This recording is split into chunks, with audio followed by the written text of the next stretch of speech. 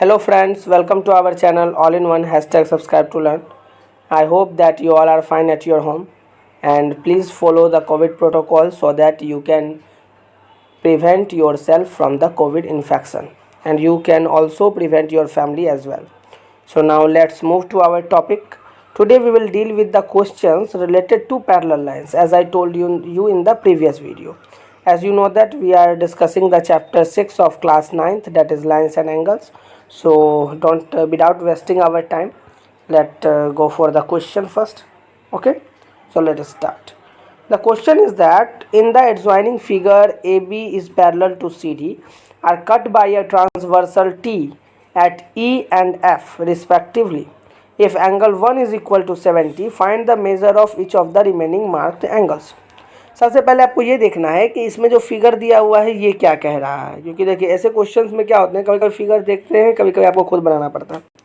आप फिगर में जैसे आप देख रहे हैं एंगल 1 भी मार्क किया है, एंगल 2 भी, एंगल 3 भी, एंगल 4 भी, एंगल 5 भी, एंगल 6 भी, एंगल 7 भी, एंगल 8 भी, यानी इसमें टोटल 8 एंगल्स मार्क किए हैं। और क्वेश्चन में हमें बता दिया कि एंगल ए कितना है, एंगल ए कितना है तो 70 डिग्री। अब आपको याद होगा कि मैंने कहा था लीनियर पेयर में क्या होता है, सम 180 डिग्री होता है, और लीनियर पेयर में क्या होता है तो दो एंगल का सम 180 डिग्री होता है। तो एंगल 1 का लीनियर पेयर कौन सा है, तो एंगल 2 है और एंगल 4 है। तो यहाँ हम एंगल 2 भी ले सकते थे और एंगल 4 भी ले सकते थे, लेकिन हम लोगों ने एंगल 2 लिया। तो angle 1 plus angle 2 is equal to 180 degree by linear pair. आप देख सकते हैं, देखिए ये एक स्ट्रेट लाइन है और इसके ऊपर एक लाइन ने दो एंगल बनाया, तो दोनों एंगल का जो सम होगा वो 180 डिग्री होगा। अब एंगल 1 का वैल्यू हमें पता है 70 डिग्री, 70 डिग्री पुट कर दिया तो एंगल 2 का वैल्यू कितना आ गया, तो 110 डिग्री ये हो गया। अब देखिए ऐसे क्वेश्चंस में क्या होते हैं जिसमें एक क्वेश्चन का वैल्यू दिया हुआ है, यानी एक एंगल का वैल्यू दिया हुआ है और बाकी सबका निकालना है, तो बस आपको एक अगला का निकालना है, उसके बाद आपको सिर्फ इक्वल करते जाना है। अब आप सिंपल देखिए कि एंगल 1 का जो वैल्यू होगा वो एंगल 3 के इक्वल होगा वर्टिकली अपोजिट एंगल से, तो बस हमने वही लिख दिया, angle 3 is equal to angle 1 is equal to 70 degree. किस चीज़ से, तो वर्टिकली अपोजिट एंगल से। फिर वैसे ही एंगल 2 किसके इक्वल हो जाएगा वर्टिकली अपोजिट एंगल से, 4 के, तो angle 4 is equal to angle 2 is equal to 110 degree. 110 क्यों लिखा, क्योंकि एंगल 2 जो है वो 110 डिग्री है और यहाँ भी वर्टिकली अपोजिट एंगल। अब मैंने इस क्वेश्चन में क्या किया है, कोशिश किया है ताकि मैं ज़्यादा से ज़्यादा एंगल के बारे में आपको बता सकूँ, इसलिए अब मैं कहाँ चला गया, अल्टरनेट इंटीरियर एंगल पे। तो अल्टरनेट इंटीरियर एंगल पे गया तो वहाँ क्या रिलेशन मिल रहा है, तो एंगल 3 और एंगल 5 दोनों आपस में इक्वल होगा अल्टरनेट इंटीरियर एंगल से। कल मैंने आपको कहा था कि अल्टरनेट इंटीरियर एंगल में अंदर में क्या होता है कि अल्टरनेट इंटीरियर एंगल में अंदर वाले दो एंगल में क्रॉस से पता चलता है। तो यहाँ भी क्या हो रहा है, यहाँ क्रॉस हो रहा है, ठीक है। अब देखिए, अब उसके बाद हम लोग यहाँ क्या कह सकते हैं, तो angle 5 is equal to angle 3 is equal to 70 degree. इसमें क्या है, तो अल्टरनेट इंटीरियर एंगल। उसी तरीके से angle 6 is equal to angle 4, वो हो गया कितना, 110, ये क्या हो गया, अल्टरनेट इंटीरियर एंगल से। अब फिर मैंने क्या सोचा, तो अगर हम चाहते हैं यहाँ पे तो एंगल 5 को एंगल 7 से वर्टिकली अपोजिट एंगल और एंगल 6 को एंगल 8 से वर्टिकली अपोजिट कर सकते थे, लेकिन मैंने सोचा कि एक कॉरस्पॉन्डिंग एंगल का भी बात कह दूँ, तो इसके लिए क्योंकि एंगल 7 था तो एंगल 7 का कॉरस्पॉन्डिंग एंगल का पेयर एंगल 3 होगा, तो इसलिए हमने लिखा angle 7 is equal to angle 3 which is equal to 70 degree, और किस चीज़ से, कॉरस्पॉन्डिंग एंगल से। अब आपको इतना तो पता चल ही गया होगा कि अगर हम चाहते तो यहाँ वर्टिकली अपोजिट एंगल का भी यूज़ कर सकते थे। और angle 8 is equal to angle 4 110 degree, और इसमें कौन सा, तो कॉरस्पॉन्डिंग एंगल। अब हमको सारा एंगल पता चल गया। एंगल 1 तो ऑलरेडी दिया ही गया था, angle 1 is equal to 70 degree.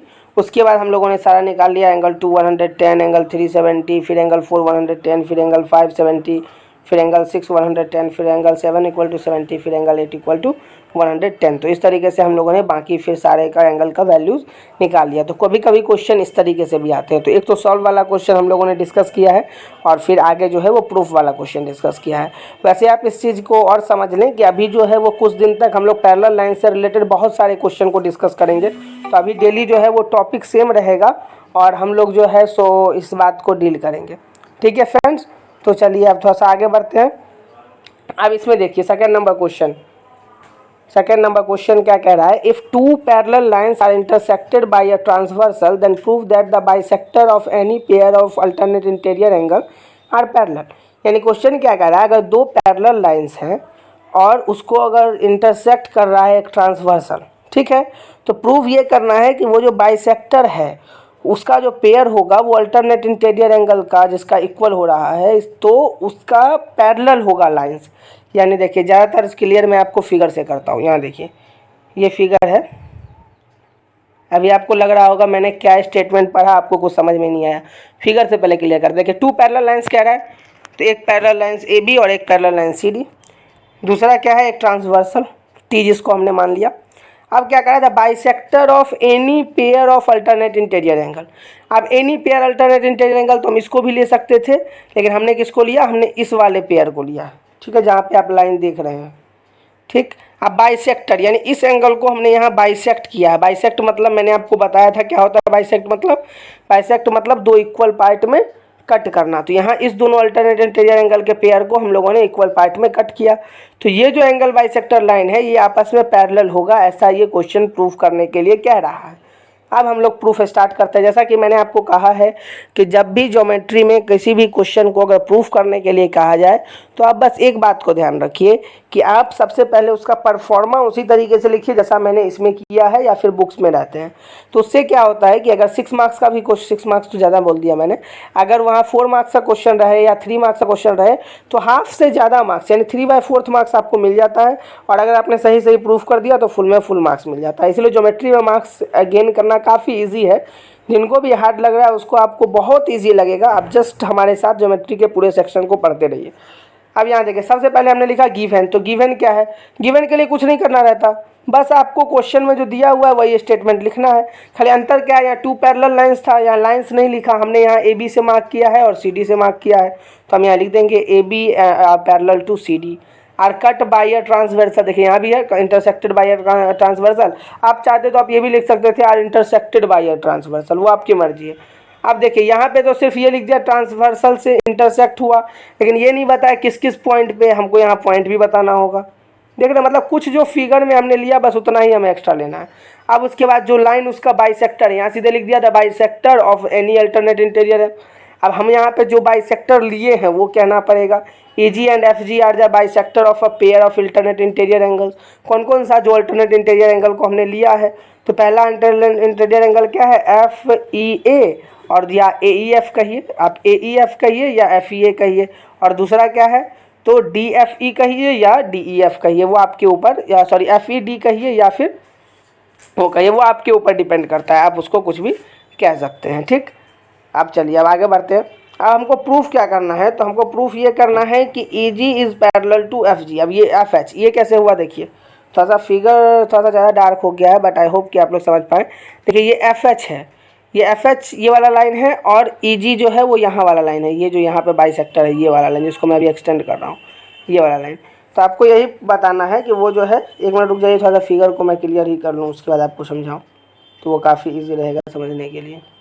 हाँ देखिए ये हो गया ई जी और ये हो गया एफ एच, ये दो जो बाइसेक्टर था दोनों अल्टरनेट इंटीरियर एंगल का, हमें प्रूफ करना है कि ये दोनों लाइंस आपस में पैरेलल हैं, इसलिए हमने लिख दिया कि ये दोनों आपस में पैरेलल हैं टू प्रूफ में। अब हम लोग प्रूफ स्टार्ट करते हैं। प्रूफ में क्या है, since A B parallel to C D and T is a transversal we have, क्या है, तो अल्टरनेट इंटीरियर एंगल आपस में इक्वल होते हैं। तो हमने लिख दिया अल्टरनेट इंटीरियर एंगल आपस में इक्वल है। कौन कौन से अल्टरनेट इंटीरियर एंगल आपस में इक्वल है, एंगल ए ई एफ और एंगल ई एफ डी। एक चीज़ फ्रेंड यहाँ पे थोड़ा सा रॉन्ग है, इसको आप करेक्ट कर लेंगे, यहाँ ई होगा और बीच में एफ होगा, ठीक है, उसको आप लोग करेक्ट कर लेंगे। चलिए तो यहाँ पे वैसे जो आपके पास पीडीएफ जाएगा उसमें वो करेक्टेड रहेगा, ठीक है। चलिए आगे बढ़ते हैं। तो ये दोनों एंगल आपस में इक्वल है किससे, अल्टरनेट इंटीरियर एंगल से। अब देखिए अगर ये दोनों एंगल आपस में इक्वल हैं तो दोनों एंगल के हाफ भी इक्वल होंगे, यानी half angle A E F is equal to half angle E F D. यानी अब half angle A E F कौन सा है, तो आप कोई भी ले लीजिए, इस साइड वाला ले लीजिए चाहे उस साइड वाला ले लीजिए। तो हमने अभी जी ई एफ लिया, जी ई एफ यानी ये वाला एंगल लिया, और यहाँ पे क्या लिया, ई एफ एच यानी ये वाला एंगल लिया, यानी हम लोगों ने दोनों तरफ से उसके इनसाइड वाला एंगल लिया। ये दोनों आपस में इक्वल होगा, और क्योंकि ये दोनों अल्टरनेट इंटीरियर एंगल हैं, जब ट्रांसवर्सल क्या हो, ई एफ और ई जी हो, ठीक है, जब ट्रांसवर्सल ई एफ कट करता है किसको, ई जी और एफ जी, दो पैरेलल लाइंस को। देखिए ये दोनों पैरेलल लाइन और इसको एक ट्रांसवर्सल यहाँ पे ई जी ई एफ कट कर रहा है, तो जो यहाँ पे एंगल्स अगर अल्टरनेट इंटीरियर एंगल आपस में इक्वल होंगे, इसके मतलब वो दोनों लाइन भी पैरेलल होंगे। तो यही लास्ट चीज़ हमको प्रूफ करना था। तो यहाँ आप करके उसके बाद आप लास्ट में नीचे में लिख सकते हैं प्रूव्ड, या आप चाहें तो नहीं भी लिख सकते हैं, वो आपके ऊपर डिपेंड करता है। बाकी किस प्रोसेस में प्रूव हुआ, आई होप कि आप लोग समझ गए हों। चलिए हम लोग आगे बढ़ते हैं। ये एक और क्वेश्चन को मैंने इंक्लूड किया, ये क्वेश्चन काफ़ी इजी है। क्योंकि ये कभी कभार पूछ देता है और बच्चे को कन्फ्यूज़न होता है, इसीलिए मैंने इसको इंक्लूड किया। वैसे मुझे नहीं लग रहा था कि ये क्वेश्चन उतना ज़्यादा इंपॉर्टेंट है, मतलब इम्पोर्टेंट तो है बट उतना ज़्यादा मुश्किल नहीं है, इतना आप लोग इजीली कर सकते हैं, इतना तो मुझे विश्वास है आप लोगों पे। अब देखिए थर्ड नंबर क्वेश्चन क्या कहता है, if a line is perpendicular to one of the two given parallel lines then prove that it is also perpendicular to the other line. ठीक है, अगर एक लाइन परपेंडिकुलर है किसी दो लाइन में से एक लाइन के, तो वो दूसरे का भी होगा, ये हमको प्रूफ करना है। आपको पता है इसमें फिगर नहीं दिया था, हमने पहले फिगर प्रूफ कर दिया। और अगर परपेंडिकुलर है तो लाइन स्ट्रेट होगा, तभी तो 90 डिग्री बनेगा। तो यहाँ पे अभी 90 डिग्री है, ये हमें बता दिया है, बट यहाँ पे कौन सा एंगल वो नहीं बताया। तो 90 डिग्री वाले को 1 से मार्क कर लिया, और यहाँ जो हमें नहीं पता उसको 2 से मार्क कर लिया। अब गिवन वाला जो हमने अभी बताया कि जो परफॉर्मा आपको यूज़ करना है, तो गिवन वाले में क्या लिख दिया, L M N are 3 lines such that m is parallel to n, यानी ये दोनों लाइन आपस में पैरेलल है, and l is perpendicular to m, और l जो है वो m के परपेंडिकुलर है। और हमें प्रूफ क्या करना है, तो l जो है वो n के भी परपेंडिकुलर है।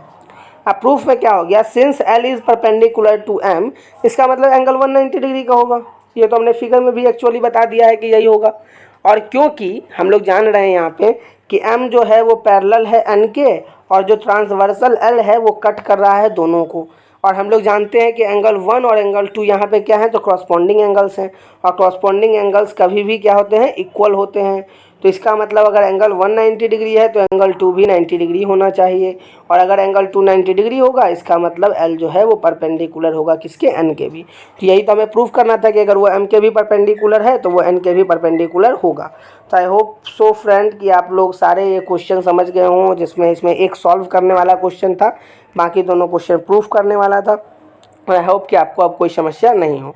अब मैं आपको एक ही बात कहूँगा कि आप लोग क्या करें, तो टेलीग्राम चैनल को जल्दी से ज्वाइन कर लें, ताकि आपके पास सारे पीडीएफ्स और फाइल के लिंक्स मिलते जाएं। ठीक है, और जो भी सीबीएसई के न्यू सिलेबस होंगे वो सभी मैं वहाँ पे शेयर करूँगा, तो आपके पास डायरेक्टली पहुँच जाएंगे। जनरली क्या होता है कि जब आप कहीं से लेते हैं तो वो सब फेक इन्फॉर्मेशन भी कभी कभी हमें मिल जाता है, तो अगर आप टेलीग्राम चैनल ज्वाइन कर लेंगे तो आपको वहाँ पर करेक्ट इन्फॉर्मेशन मिलता रहेगा।